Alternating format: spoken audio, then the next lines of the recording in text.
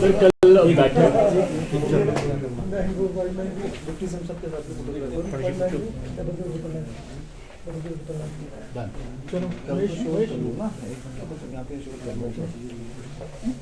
Sir कल आपने जो है वो एचआरटीसी की समीक्षा बैठक की है, कई जगह पर निरीक्षण भी किया है, काफ़ी बातें सामने आई है। आप खुद ये कह रहे हैं कि एचआरटीसी काफ़ी घाटे में जा रहा है, 94% जो रूट है वो घाटे में चल रहे हैं। किस तरीके से जो है वो फायदे में लाया जाएगा एचआरटीसी को? नहीं, देखिए अभी तक मैं ये तो नहीं कहता कि हम उसको फ़ायदे में लाने की कोई बात कर रहे हैं, ना ही मैं अभी तक ये कह रहा हूँ कि ब्रेक इवन पे लाने की बात कर रहे हैं। अभी तो ये है कि एचआरटीसी की व्यवस्थाएं कैसे हमने सुधारनी है, किस ढंग से 2 करोड़ किलोमीटर गाड़ी चल रही है एक महीने में, तो आप अंदाज़ा लगा सकते हैं कि कितनी बड़ी सेवा है। और साथ ही ये भी है कि पर किलोमीटर घाटा भी 30 से 35 रुपये हो रहा है और सिर्फ 6% रूट जो है मुनाफे में है। मुनाफा भी ये कि जो वो 6% रूट मुनाफे की मैं ये कहता हूँ जो 50 रुपये से ज़्यादा का जिनमें मुनाफा हो रहा है, और इसके अलावा जो है 10% तक रूट जो है ब्रेक इवन पे हैं, बाकी 90% रूट सारे घाटे पे हैं। तो विभाग हमारे पास आया है, विभाग की हालत सामने है, आमदनी चवन्नी भी नहीं है, खर्चा रवैया इसमें तो हम ये भी नहीं कह सकते। तो अब सोशल रिस्पॉन्सिबिलिटी एक तरफ है, दूसरी तरफ कमर्शियल ऑर्गेनाइजेशन है, और उसको किस ढंग से हमने रन करना है वो हम अध्ययन कर रहे हैं और निष्कर्षों पर निकल रहे हैं कि 1350 करोड़ रुपए तो देनदारियां ही पड़ी हैं, जो कि कर्मचारियों की देनदारी है, पेंशन की देनदारी है, पुर्जे वालों की देनदारी है, फिर उसके बाद जो है कर्जे है, बसों की खरीद के कर्जे जो है 5 साल में स्प्लिट होते हैं, वो कितनी बसें खरीदी गई हैं उनका कर्जे चुकाने हैं। प्रदेश सरकार की मदद के बगैर तो अभी एचआरटीसी रन नहीं हो सकती। प्रदेश सरकार भी खुले दिल से मदद करे, वो मैं मामला कैबिनेट में भी और मुख्यमंत्री जी के साथ भी हम रखेंगे सारी स्थितियां, क्योंकि हम चाहते हैं कि कर्मचारी जो है 11,000 कर्मचारी काम कर रहे हैं और फ्लीट 3500 का है और 1800 की फ्लीट स्ट्रेंथ के हिसाब से जो है हमारे पास स्टाफ है।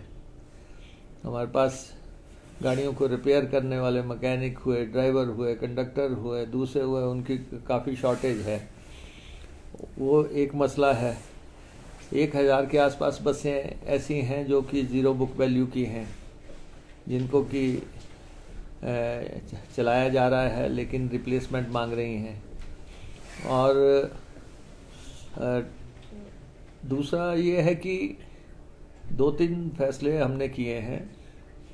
एक तो जो बाहर से वॉल्वो का नेक्सस काम कर रहा है यहाँ पे, उसमें हमने डायरेक्टर ट्रांसपोर्ट की अध्यक्षता में कमेटी फॉर्म कर दी है, 15 दिन का उनको समय दिया है। और दूसरे स्टेट्स के साथ हमारे एग्रीमेंट हैं गाड़ियाँ चलने के। लॉन्ग रूट पे शिमला दिल्ली, मनाली दिल्ली, धर्मशाला दिल्ली, ये जो लॉन्ग रूट है हमारे सारे, हमारे दूसरी स्टेट्स के साथ एग्रीमेंट्स हैं, और उन एग्रीमेंट्स के मुताबिक अब बाहर की बसें रन नहीं कर सकती, दूसरी ये प्राइवेट बसें रन नहीं कर सकती। लेकिन पिछले 10 साल से हिमाचल प्रदेश में ये मुद्दा गूंज रहा है, लगातार बात हो रही है कि वॉल्वो के ऑपरेशंस हो रहे हैं और वो क्या टैक्सेस दे रहे हैं, प्रदेश के एक्सचेकर को कितना चूना लग रहा है। और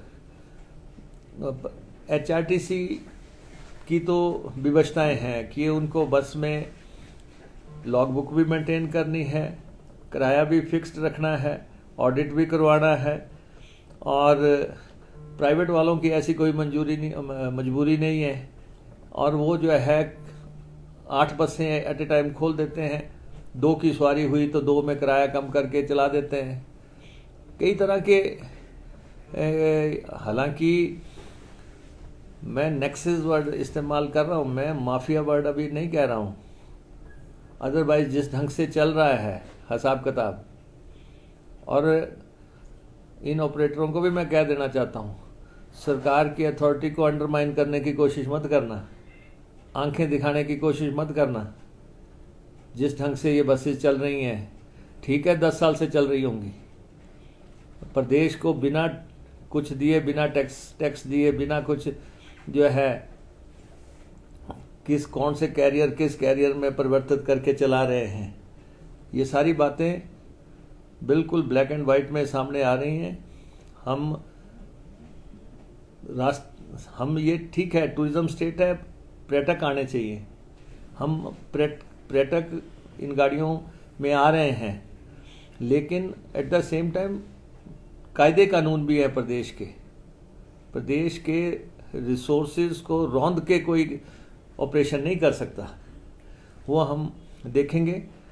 नंबर 2, पूरी देश दुनिया की गाड़ियां यहाँ रजिस्टर हो गई जो लग्जरी व्हीकल्स हैं, जो लंबी गाड़ियां हैं, जो 1 करोड़ की गाड़ी है, 2 करोड़ की गाड़ी है।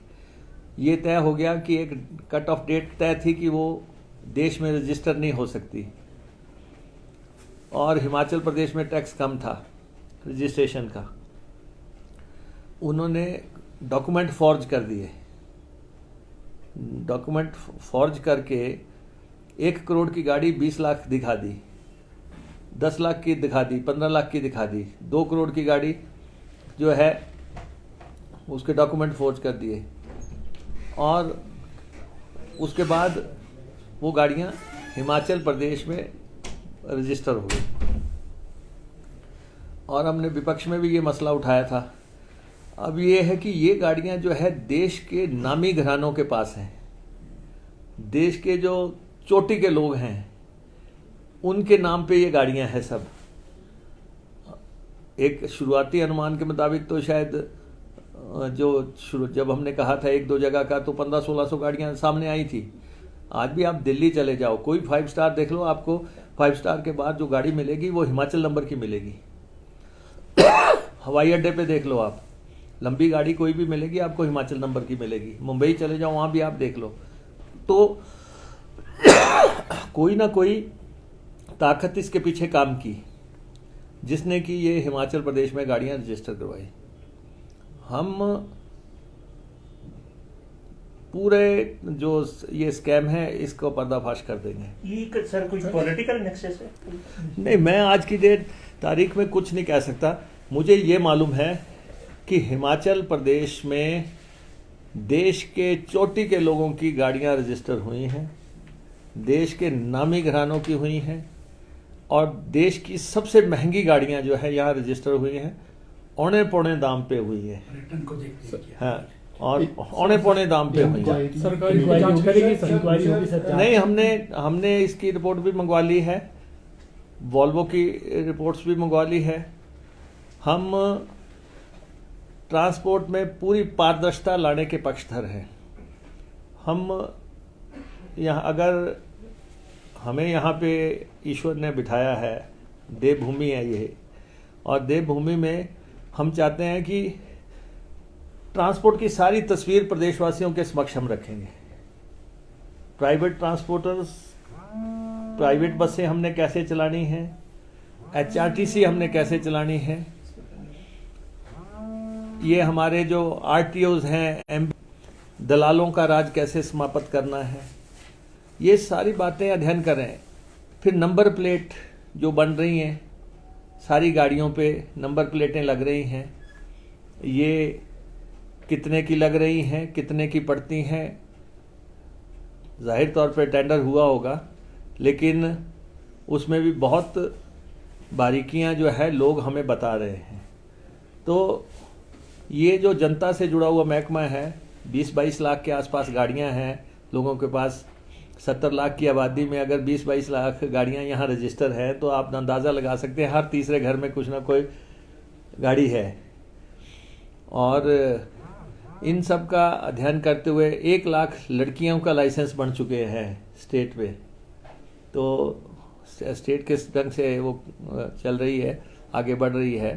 तो इन सब चीज़ों को हम देख रहे हैं। लाइसेंस को कैसे हम बिल्कुल इजीली लोगों तक पहुंचा सकते हैं, और रजिस्ट्रेशन का क्या है, पासिंग के मसले हैं। तो स्टडी चल रही है, लेकिन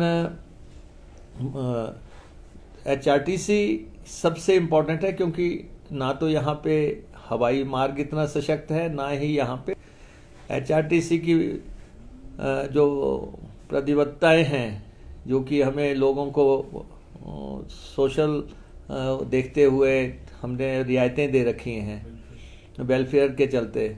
लेकिन कुछ कैटेगरीज ऐसी भी हैं जो कि मुझे लगता है कि अब उनको रियायतों की ज़रूरत नहीं है, वो भी हम उसका अध्ययन कर रहे हैं। मुकेश जी, क्या आप गवर्नमेंट अपील भी करेगी जैसे विमेंस के लिए जो अफोर्ड कर सकती हैं वो विड्रॉल कर ले, MLAs हैं, मंत्रीज हैं, ऐसे बहुत सारी कैटेगरीज हैं जो जिनके लिए मुफ्त परिवहन की व्यवस्था की गई है, क्योंकि इस तरफ तो फाइनेंशियल क्राइसिस है। कुछ दूसरी तरफ लोग इसका इस्तेमाल भी करते हैं, लेकिन अफोर्डेबल लोग कर सकते हैं अफोर्ड। नहीं, देखिए अब ये देखिए ऐसा है, ये नीतिगत मसले हैं।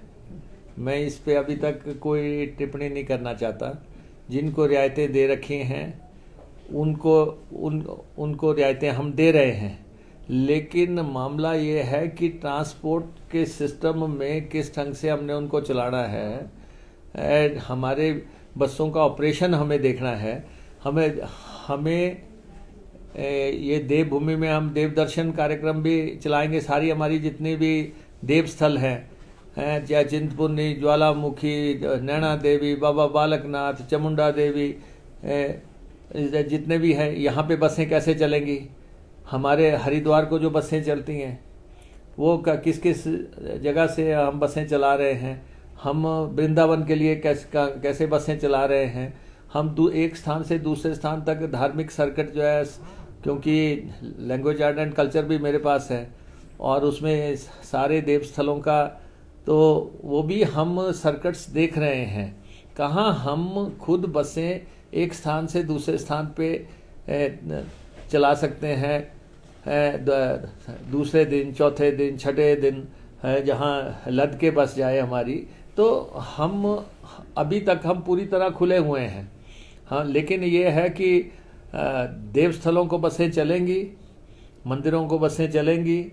ये हमारा पहले से एजेंडा है। हमने पहले कहा था कि और दूसरे धार्मिकता के अलावा अगर हमारे किसी मोनूमेंट्स जहाँ पे हैं हमारे, अगर वहाँ के लिए बसें चलानी हैं, कोई टूरिस्टों ने आना है, तो सारा हम देख रहे हैं।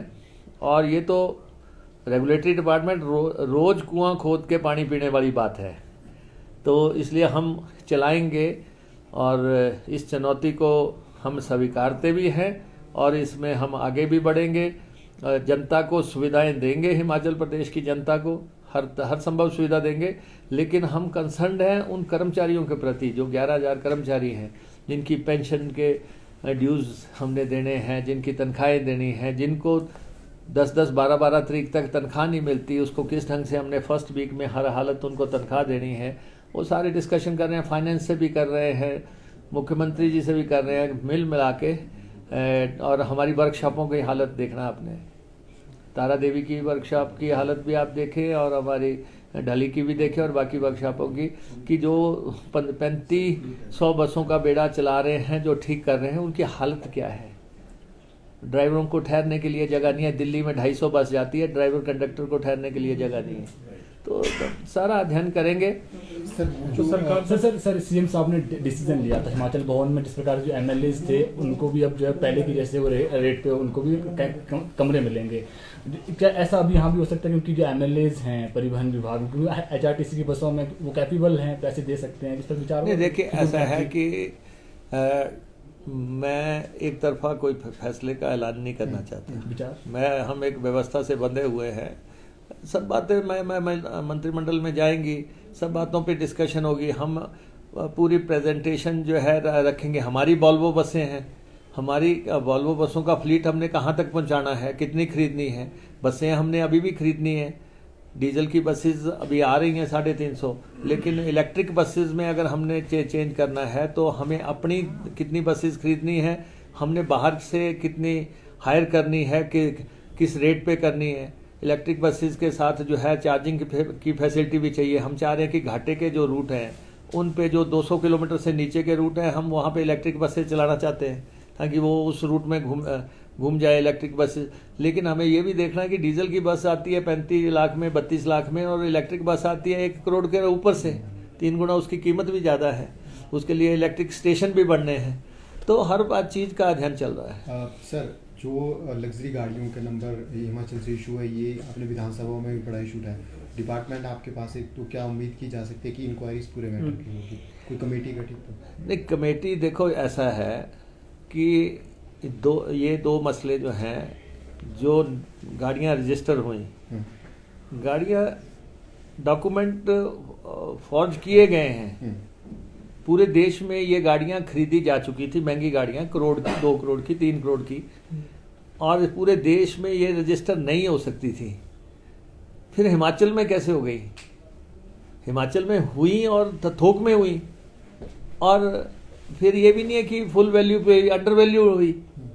डॉक्यूमेंट तो फॉर्ज किए, कंपनियों ने किए, दलालों ने किए, या किसी ऑफिसर्स की नेक्सेस में किसी लेवल पे तो हुआ होगा। तो हमने कह दिया कि जो ये गाड़ियों का नंबर्स का है, इसको भी हम पर्दाफाश करेंगे। वॉल्वो गाड़ियों के 1 दशक से ऑपरेशन का भी हम पर्दाफाश करेंगे, और जो भी चीज़ें हमें नज़र आ रही हैं हम पारदर्शिता से काम करेंगे, क्योंकि हमें HRTC सजग साधना सविनय सेवा है। तो जो हम वो मोटो है उसको पूरी तरह।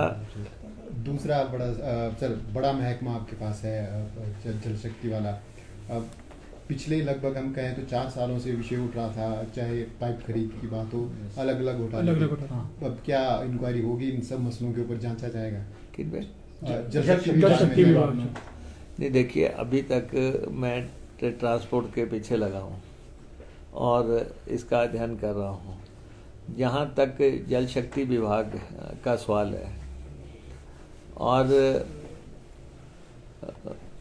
बहुत इम्पोर्टेंट डिपार्टमेंट है पूरे प्रदेश में। पानी, सिंचाई, सिर्फ पानी देना नहीं है, हर घर से जुड़े। पिछले 5 साल में सिर्फ नलके लगाने की रणनीति चलती रही, और नलका और पाइप, यही रणनीति थी। सिंचाई भी है, सीवरेज भी है, फ्लड प्रोटेक्शन भी है, और कई तरह के विभाग में काम है। लेकिन सबसे इम्पोर्टेंट ये है कि मैंने पहले भी कहा कि लगभग 3500-3800 करोड़ रुपया जो है नलके लगाने पे खर्च कर दिया गया, और अगले 10 साल की पाइपें भी खरीद दी गई, और पूरे प्रदेश में बिखरी पड़ी हैं, जिसको कि मैंने कहा था उठा के जो है सिंचाई विभाग के और IPH या जल शक्ति विभाग के स्टोर्स में रखा जाए। और वो हम देख रहे हैं, सारा अध्ययन कर रहे हैं। हमारा द्वेष की कोई राजनीति नहीं है, और लेकिन जो इसमें टेंडर की जो प्रक्रिया है, मैं बहुत हैरान हूँ कि आम आदमी के लिए, सामान्य आदमी के लिए टेंडर के लिए कोई जगह ही नहीं छोड़ी। प्रदेश में इतने लोग हैं, भारी भरकम टेंडर लगे हुए हैं, हजारों करोड़ रुपए के टेंडर लगे हुए हैं। तो देख रहे हैं हम कि किस ढंग से इसका फैसले करने हैं, और फैसले होंगे इसमें निश्चित तौर पे, आप मान के चलो।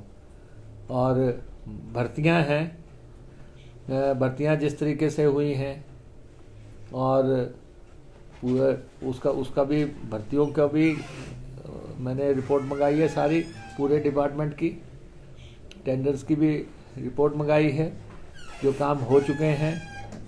और बाकी हम केंद्र सरकार से भी मिलेंगे अपने राइट्स के लिए, जो हमारे हक हैं, हकूक़ हैं, जो प्रदेश में व्यवस्थाओं को, सिंचाई व्यवस्थाओं को आगे बढ़ाना है, उसके लिए हम मिलेंगे। तो सब चीज़ों का हम देख रहे हैं कि अध्ययन करने के बाद ही हम अपने विभागों का रोड मैप अनाउंस करेंगे। अभी तो हम मूल्यांकन कर रहे हैं, मंथन कर रहे हैं, जान रहे हैं, और फिर हमें किस तरफ को चलना है वो सब। जयराम ठाकुर पूर्व मुख्यमंत्री लगातार ये कह रहे हैं कि बदले की भावना से बहुत चीजें हो रही है, आप कैसे देखते हैं? देखिए, कहाँ बदले की भावना से काम हो रहा है। और जयराम जी को मैं ये कहना चाहूँगा कि आपने इतनी जल्दी कहना शुरू कर दिया सरकार फेल हो गई, सरकार ये हो गया वो हो गया। अभी तो आपने ओकोबर भी नहीं छोड़ा अभी तो आपने अपना बंगला भी नहीं छोड़ा, और उससे पहले ही आप सरकार को जो है फतवे देने लग पड़े। तो इसलिए 5 साल का समय बड़ा लंबा होता है, लंबा समय है।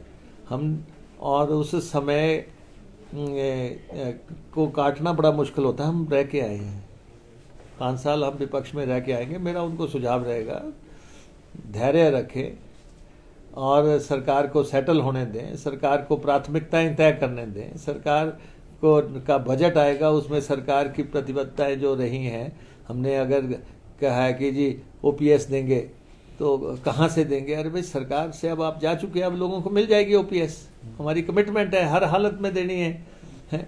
हमारी हाईकमान ने भी कमिटमेंट की है, हमने भी सरकार के आके कहा है, इसमें कोई किंतु परंतु नहीं है, देनी है। जब महिलाओं के साथ वायदे किए हैं और बिजली के वायदे किए हैं, हमारी 10 गारंटीज हैं, हमने उनको इम्प्लीमेंट करना है।